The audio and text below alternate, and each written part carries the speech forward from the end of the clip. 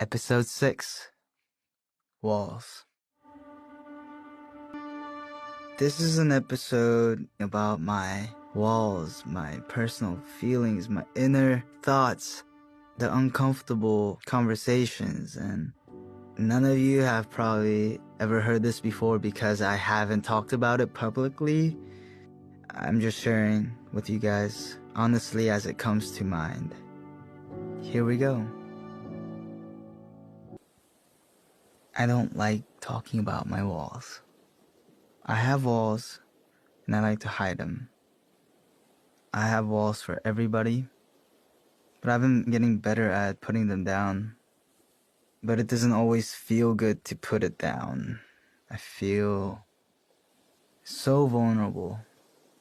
I'm happy where I'm at with my walls, but if I were to really say like what I'm afraid of and why am I putting up those walls, I think I would have to say I don't want to get hurt.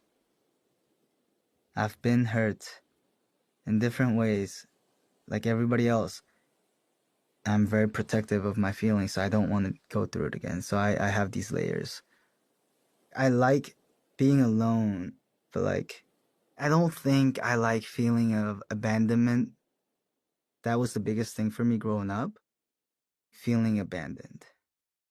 I realized this a couple years back. I think it happened when I had to leave my mom to go to Korea in 3rd grade, because that was such a big change for me. I've always been with my mom. After that, I realized it hurts that you can't be with the ones you love, see them like they're not there. And no matter what you do, they can't be there. So the walls got thicker because I'm just protecting myself from these things happening to me again.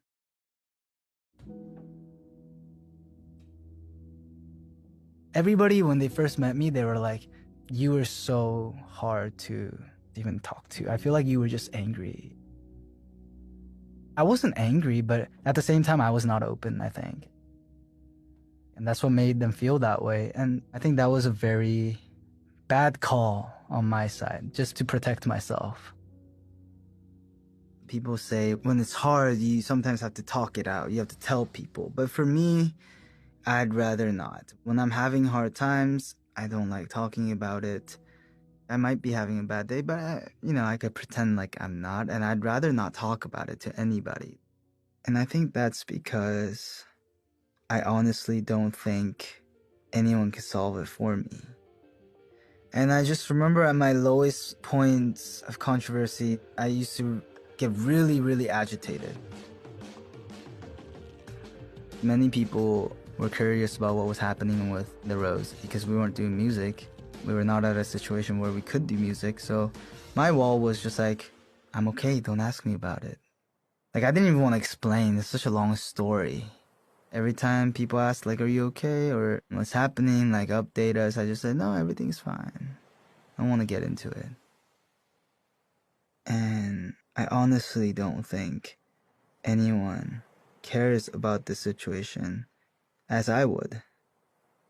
So I have walls because of those moments that I had before where I thought someone would care, but they don't. And it's like, oh, okay, maybe I shouldn't tell people my problems because they don't care. At the end of the day, you are alone because if you lose an arm, who's going through that? You.